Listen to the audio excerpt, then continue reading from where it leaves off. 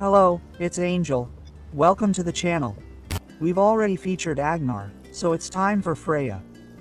Freya, like Agnar, is also a 5th generation cavalry hero. Here's the 5th generation. As you can see, I'm building both Freya and Agnar. I think this pairing will last me quite a while, especially since I'm investing a lot in her, so she shouldn't be out of my 5 Legion cavalry roster for the next 3 generations. So, you can splurge every now and then, even on a free-to-play account. However, getting back to Freya, I'd like to remind you to give her a thumbs up and subscribe if you haven't already. If you appreciate this content more, you can become a supporter of this channel, for which I thank you in advance. And now we're on to the first skill, because it's truly something to look at. Also, the first skill, Judgmental Bash, deals 4 physical damage to the selected legion. Damage ratio, 500 each time, and applies capture. This means the legion we attacked deals up to 10% less damage to us for 5 seconds. Furthermore, each instance of this quadruple damage from Frenzy has a 75% chance to deal additional physical damage to another nearby enemy legion. The damage factor is 400, so the math is very simple. From Frenzy, we have 2000 damage. And on average, we can deal 1200 damage to nearby legions, so a total of 3200 damage from Frenzy alone. Of course, remember that we need an enemy legion next to our target, but even if there isn't an enemy legion next to our target, we still deal 2000 damage. This is truly powerful damage, one of the highest damage currently available among cavalry legions, and probably among all legions currently in the game. So, in terms of damage, Freya has it at a very high level. Let's move on to skill number 2, Bizarre Form. Zion's cavalry units gain 10% defense and deal 30% more damage from hero abilities. So, we already have our first ability's damage increased by another 30%, so practically a third of the damage increase. Well, at this point, that's around 4100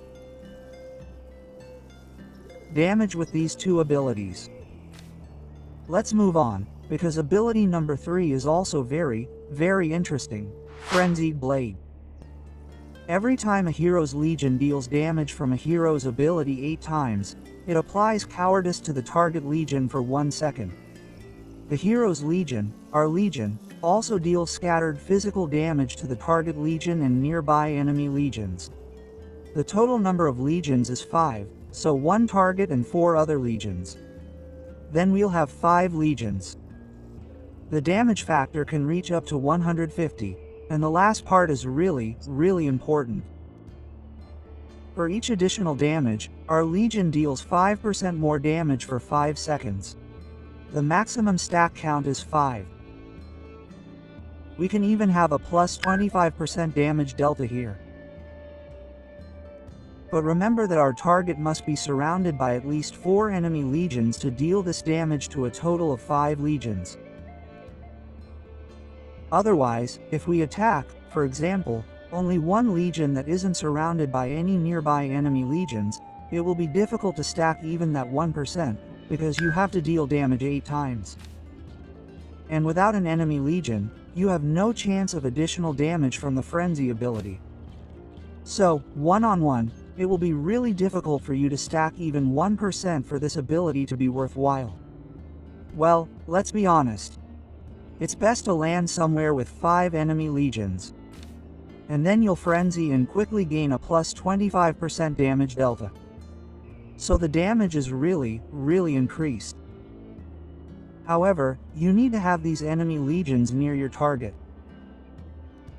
Otherwise, it's really, really hard to stack this ability, even get a single stack, so keep that in mind.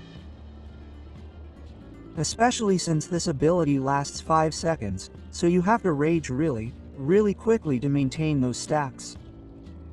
Yes, if you do get a stack, So the ability is powerful if your target is surrounded by enemies. If not, well, sometimes it's hard to really stack it. But to avoid being vocal, let's look at the report and see how fast we're stacking these skills, right? Is Freya raging somewhere here? So, you see, I was chasing each other here. Yes, actually, it was Kuma chasing me, my legion of elven cavalry. And even though I was raging here, we were dealing that damage.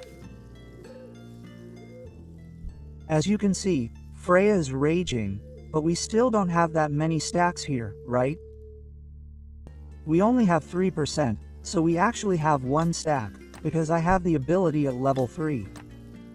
Yes, I have Freya's skill at level 3, so 1 stack gives us 3%, and that's only because we were 1 enemy legion, right? And this legion didn't have any enemy legions next to it, so I only have 3 stacks.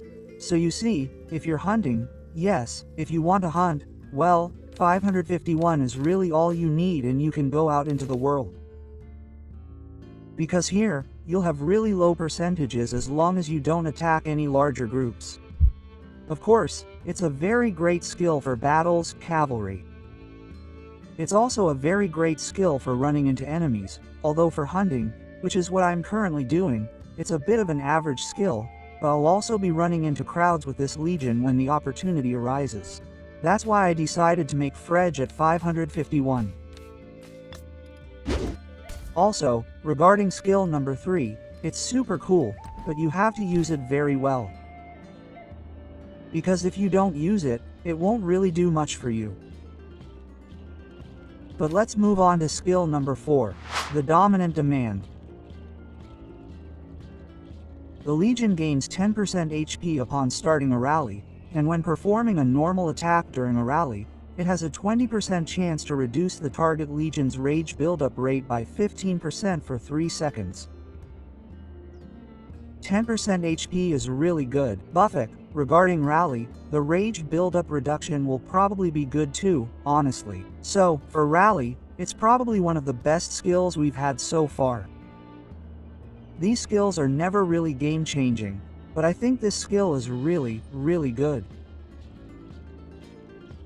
However, for a cavalry rally to be worthwhile, we need a huge advantage in the open field so they don't create a rally, right? So the downside of a cavalry rally is that it's quite easy to swarm. However, if you have a huge advantage, you can have some fun. And then we move on to skill number 5, Awakening. First Crucible increases the Legion's attack by 10%. During field battles, it increases the attack of nearby friendly cavalry legions. In PvP, meaning in open fields, it increases it by 10%, so your overall attack will be increased by 50% if you add it up. So, it's a really cool awakening. From what I know, this ability only works on your own legions, not your allies' legions, so one awakened Freya in your squad isn't enough to get this buff for everyone. However, I haven't tested it myself because I couldn't, so keep in mind that this is just second-hand information. Yes, but I think it only works on our legions. As for talent trees, here you have a rally tree to start with. We have talents from Endali. We have only stats. No speed buffs, because we absolutely don't need them. A talent for long battles, because gatherings are usually long, so you probably don't want to take this talent. And you can click through the rest of the talents, because we won't be dwelling on rally-specific talents here, right? This is what the rally-specific talent tree looks like.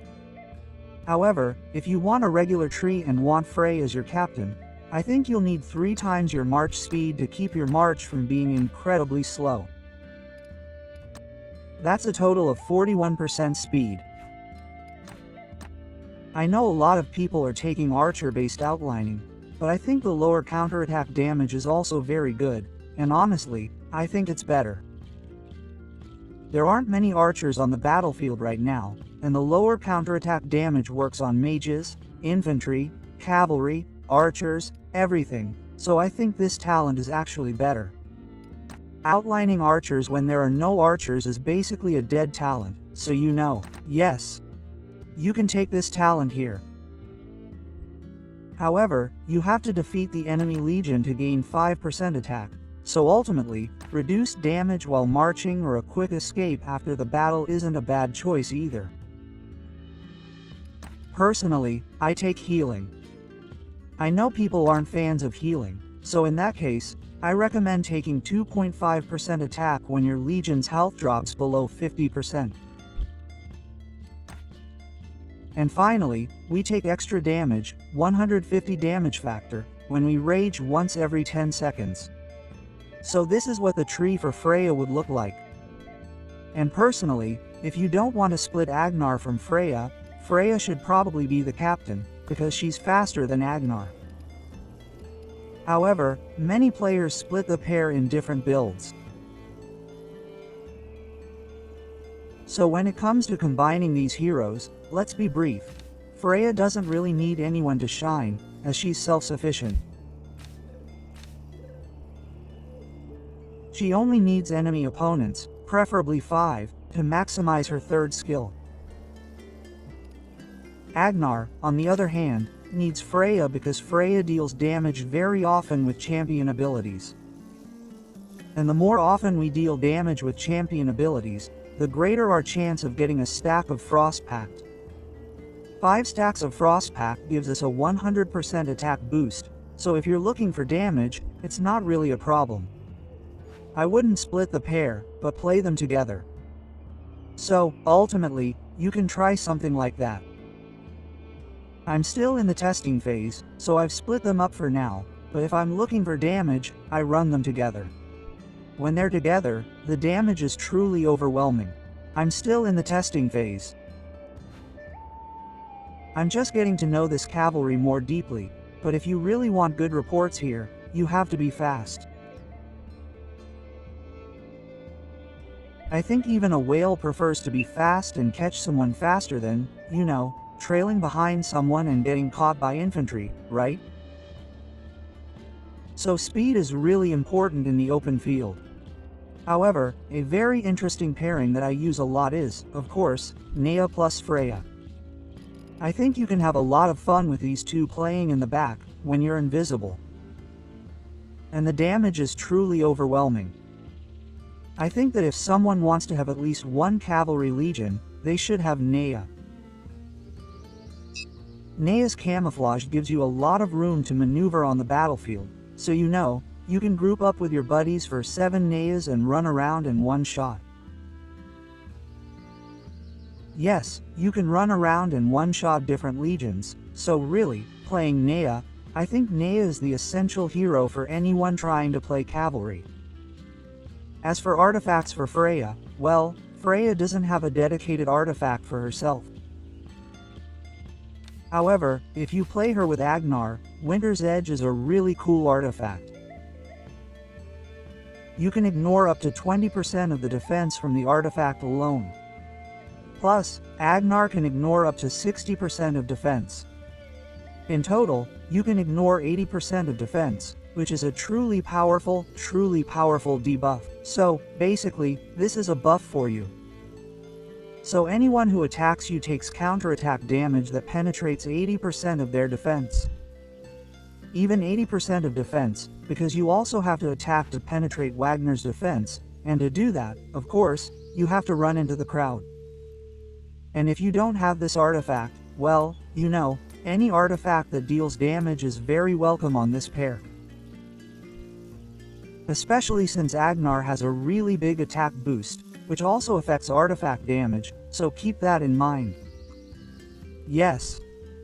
As for pets, well, obviously, Bullion Beast is a very good choice, and Jackal is also a very good choice. If you're playing Elven Cavalry, you can, of course, play with a Sand Lizard. And if you're running into a crowd and want to deal counterattack damage, then take a Venomous Lizard, or even if someone has one, you can take a Mossra. You could even use a Moonbur, for good measure, so you have a really wide range of options here. It all depends on what you want to do.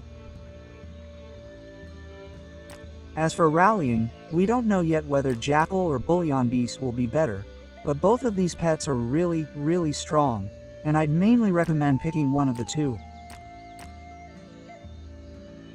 I can't tell you much about the Bullion Beast yet, although Jackal is truly a meta pet.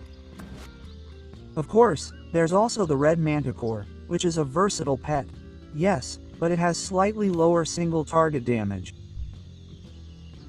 It's more of an area of effect pet, so I'm focusing on Red Manticores here.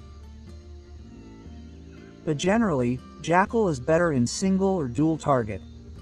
Durali will also be better because of its higher single target damage. Manticore has decent damage, but it's when hitting those 3 targets, so that's the difference between these pets. So when it comes to pets, you have to adapt them to what you want to do with these heroes. So I can't tell you to do this or that. You'll have to answer the question for yourself. What do you want to do with them? Anyway, that's all for this episode. I'll say goodbye to you all. You know what to do. Hang in there. Hello.